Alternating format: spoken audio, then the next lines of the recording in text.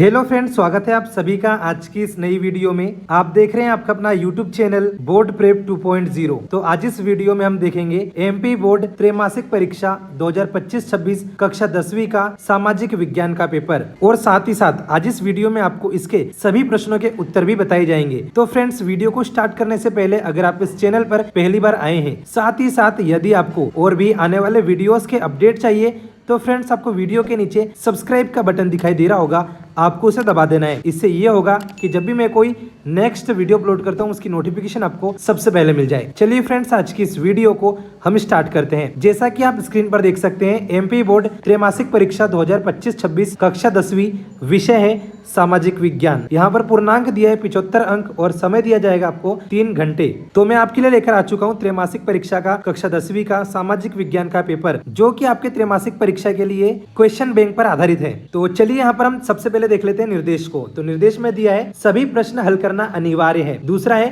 प्रश्न क्रमांक 1 से लेकर 5 तक कुल 30 वस्तुनिष्ठ प्रश्न है, प्रत्येक पर 1 अंक दिया जाएगा। साथ ही प्रश्न क्रमांक 6 से लेकर 23 तक आपको आंतरिक विकल्प दिए जाएंगे, और प्रश्न क्रमांक 6 से लेकर 17 तक कुल प्रश्न 12 होंगे, जहां पर आपको प्रत्येक प्रश्न में 2 अंक दिए जाएंगे। प्रश्न 18 से लेकर 20 तक कुल प्रश्न 3 होंगे, और प्रत्येक प्रश्न पर आपको 3 अंक मिलेंगे। प्रश्न क्रमांक 21 से लेकर 23 तक कुल प्रश्न 3 होंगे, जहां पर आपको प्रत्येक प्रश्न पर 4 अंक दिया जाएगा। प्रत्येक प्रश्न के अंक उनके सामने दिए गए हैं। दोस्तों, यहाँ पर आपको इस वीडियो के माध्यम से भारत का मानचित्र होता है, वो वाला प्रश्न भी इस वीडियो के माध्यम से आपको बताया जाएगा, जिसे आपको याद करके जाना है। उससे आपको 4 अंक का प्रश्न आता ही है। तो मानचित्र वाला प्रश्न आपको अच्छे से याद करके जाना है। आपको सभी प्रश्न इसमें जो बताए जा रहे हैं वो अच्छे से याद करना है, लेकिन एक प्लस पॉइंट ये है कि इसमें हमने आपको मानचित्र वाला प्रश्न भी बताया है। तो सबसे पहले हम देखेंगे प्रश्न क्रमांक 1। यहाँ पर दिया है सही विकल्प चुनकर लिखिए। तो यहाँ पर आपको हर प्रश्न के लिए 1-1 अंक दिया जाएगा। बात करते हैं प्रश्न क्रमांक 1 की। दिया है निम्न में से कौन सा अजैव संसाधन है। तो यहाँ पर इसका ऑप्शन है मनुष्य, चट्टाने, मत्स्य या फिर प्राणी जगत। तो यहाँ पर इसका जो उत्तर आएगा यह आएगा चट्टाने, यह है अजैव। इसके बाद दूसरा है हीराकुंड परियोजना किस नदी पर बनाई गई। ऑप्शन है गंगा नदी, महानदी, यमुना नदी या नर्मदा नदी। उत्तर आ जाएगा महानदी। इसके बाद तीसरा प्रश्न है आंखों पर पट्टी बंधे हुए और तराजू लिए महिला किस बात का प्रतीक है। ऑप्शन है न्याय, स्वतंत्रता, शांति या फिर साक्षरता। उत्तर आ जाएगा न्याय। इसके बाद में चौथा प्रश्न है गांधी जी दक्षिण अफ्रीका से भारत वापस कब आए। ऑप्शन है 1905, 1915, 1919 या 1921। उत्तर आ जाएगा 1915। इसके बाद में प्रश्न क्रमांक 5 है यूरोपीय संघ का मुख्यालय कहाँ है। ऑप्शन है भारत, पाकिस्तान, जापान, ब्रुसेल्स। इसका उत्तर आएगा ब्रुसेल्स में। इसके बाद में प्रश्न क्रमांक 6 जीडीपी का पूरा नाम क्या है। ऑप्शन है सकल घरेलू उत्पाद, सीमांत घरेलू उत्पाद, सकल विकास योजना या सकल डेयरी उत्पाद। इसका जो उत्तर आएगा ये होगा सकल घरेलू उत्पाद। यहाँ पर दोस्तों प्रश्न क्रमांक 2 है रिक्त स्थान भरिए, जहाँ पर आपको प्रत्येक प्रश्न के लिए 1-1 अंक दिया जाएगा। तो सबसे पहला जो है भारत देश के क्षेत्रफल का लगभग कितना प्रतिशत हिस्सा मैदानी है। तो इसका जो सही उत्तर है ये हो जाएगा 43 यानी कि 43%। इसके बाद अगला है वन विभाग के अंतर्गत संयुक्त वन प्रबंधन रिक्त स्थान के बचाव के लिए कार्य करता है। तो इसका जो सही उत्तर है ये हो जाएगा वनों और वन्य जीवों के बचाव के लिए कार्य करता है। तो ये इसका उत्तर आएगा। इसके बाद में तीसरा है मार्च 1919 में बम्बई रिक्त स्थान कमेटी का गठन किया गया। तो इसका जो सही उत्तर है ये आ जाएगा खिलाफत। इसके बाद में चौथा जो है ग्राम पंचायत का मुखिया रिक्त स्थान होता है। तो इसका जो सही उत्तर है ये आ जाएगा सरपंच होता है। इसके बाद में अगला है औसत आय को रिक्त स्थान भी कहते हैं। तो इसका जो सही उत्तर है ये हो जाएगा प्रति व्यक्ति आय भी कहते हैं। जो छठवां प्रश्न है मधुमक्खी पालन रिक्त स्थान क्षेत्र में आता है। तो इसका उत्तर आ जाएगा प्राथमिक। इसके बाद में चलिए देखते हैं हम अगला प्रश्न। दोस्तों, यहाँ पर प्रश्न क्रमांक 3 है सत्य असत्य चुनकर लिखना है। प्रत्येक प्रश्न के लिए 1-1 अंक दिया जाएगा। तो पहला है चिपको आंदोलन हिमालयी प्रदेश में चलाया गया। ये हो जाएगा सत्य। दूसरा है भोपाल झील का निर्माण 17वीं शताब्दी में हुआ। यह हो जाएगा असत्य। इसके बाद तीसरा है जर्मन संघ 39 भागों में विभाजित था। यह हो जाएगा सत्य। इसके बाद चौथा है बेल्जियम यूरोप का एक छोटा सा देश है। यह हो जाएगा सत्य। इसके बाद अगला है भारत देश 1947 में स्वतंत्र हुआ। यह हो जाएगा सत्य। और अगला है द्वितीय क्षेत्र को औद्योगिक क्षेत्र भी कहा जाता है। यह हो जाएगा सत्य। तो यहाँ पर ये सभी सत्य है।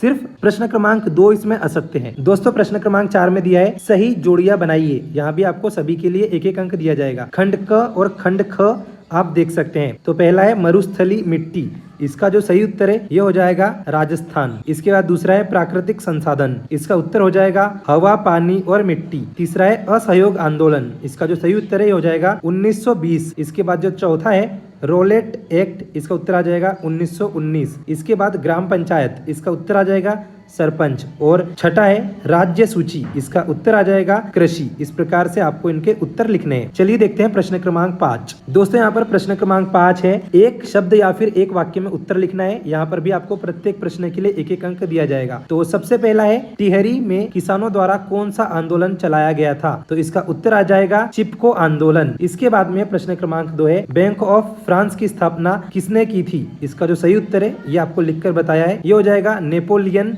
बोनापार्ट। इसके बाद तीसरा है काउंट कैमिलो दे काउर कौन था? इसका उत्तर आ जाएगा सार्डिनिया पिडमोंट राज्य का प्रधानमंत्री। इसके बाद में प्रश्न क्रमांक 4 है किस वर्ष में श्रीलंका एक स्वतंत्र देश के रूप में उभरा? इसका उत्तर आ जाएगा 1948। इसके बाद में अगला है राष्ट्रीय आय का वित्त वर्ष क्या है? इसका उत्तर आ जाएगा 1 अप्रैल से लेकर 31 मार्च। इसके बाद अगला है किस बेरोजगारी को छिपी हुई बेरोजगारी भी कहते हैं? उत्तर आ जाएगा प्रच्छन्न बेरोजगारी को। इसके बाद दोस्तों देखेंगे प्रश्न क्रमांक 6, ये है मृदा संरक्षण के कोई 2 उपाय लिखिए।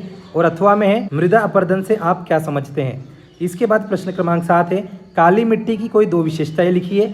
अथवा में है लेटेराइट मिट्टी की कोई 2 विशेषताएं लिखिए। इसके बाद में प्रश्न क्रमांक 8 है पारिस्थितिक तंत्र किसे कहते हैं? और अथवा में है चिपको आंदोलन क्या है? इसके बाद में प्रश्न क्रमांक 9 है जनमत संग्रह से क्या तात्पर्य है?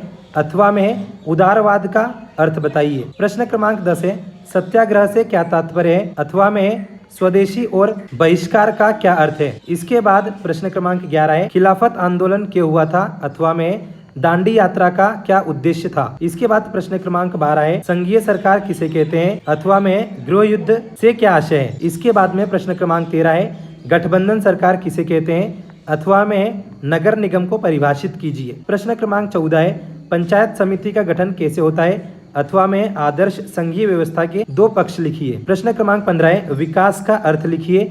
अथवा में दिया है मानव विकास सूचकांक क्या है? दोस्तों इसके बाद प्रश्न क्रमांक 16 है निजी क्षेत्र से क्या आशय है? अथवा में प्राथमिक क्रिया से क्या आशय है? प्रश्न क्रमांक 17 है खुली बेरोजगारी का अभिप्राय क्या है? अथवा में द्वितीयक क्षेत्रक किसे कहते हैं? प्रश्न क्रमांक 18 है बांगर और खादर में 3 अंतर लिखिए। अथवा में एजेंडा 21 क्या है? इसके मुख्य उद्देश्य लिखिए। प्रश्न क्रमांक 19 है वन्य प्राणी संरक्षण के उपाय लिखिए। और अथवा में वनों को किस प्रकार से संरक्षित किया जा सकता है? उपाय लिखिए। इसके बाद में प्रश्न क्रमांक 20 है ग्राम सभा के कोई 3 कार्य लिखिए। अथवा में दिया है संघवाद के प्रकार लिखिए। इसके बाद में प्रश्न क्रमांक 21 है सविनय अवज्ञा आंदोलन के क्या कारण थे? अथवा में दिया है असहयोग आंदोलन का कारण और परिणाम लिखिए। इसके बाद प्रश्न क्रमांक 22 है सार्वजनिक क्षेत्र तथा निजी क्षेत्र में अंतर बताइए। और अथवा में दिया है श्रमिकों की सामाजिक सुरक्षा की आवश्यकता क्यों है? इसके बाद में देखते हैं प्रश्न क्रमांक 23 भारत के मानचित्र में निम्न बंदरगाहों को दर्शाइए। तो यहाँ पर आप देख सकते हैं चेन्नई बंदरगाह दर्शाना है, कांडला बंदरगाह दर्शाना है, कोलकाता बंदरगाह दर्शाना है, विशाखापट्टनम बंदरगाह दर्शाना है। और अथवा में दिया गया है भारत के मानचित्र में निम्न लोहा इस्पात संयंत्रों के केंद्रों को दर्शाइए दुर्गापुर, जमशेदपुर, भिलाई और बोकारो। तो यहाँ पर आप देख सकते हैं इन सभी को आपको भारत के नक्शे में यानी कि भारत के मानचित्र में दर्शाना है दिए गए प्रश्नों के पॉइंट्स को। तो जैसा कि फ्रेंड्स आप सभी ने देखा आज इस वीडियो में आपको एमपी बोर्ड त्रैमासिक परीक्षा 2025-26 के लिए कक्षा 10वीं का सामाजिक विज्ञान का पेपर हल सहित बताया है जो कि 2 सितंबर के दिन होने वाला है। अगर आप इस प्रश्न पत्र को पढ़कर जाते हैं तो आपके अच्छे अंक त्रैमासिक परीक्षा में आ जाएंगे। और साथ ही साथ दोस्तों इसके अलावा भी आपको और भी प्रश्न पढ़ना है ताकि आप और अच्छे अंक अपनी परीक्षा में प्राप्त कर सके। फ्रेंड्स आई होप कि ये वीडियो आपको पसंद आया होगा। अगर ये वीडियो आपको पसंद आया हो तो इस वीडियो को लाइक करके इस चैनल को सब्सक्राइब जरूर करें और साथ ही साथ इस वीडियो को अपने दोस्तों के साथ शेयर करना ना भूलें। मिलते हैं हम अगले वीडियो में, तब तक के लिए bye bye and take care.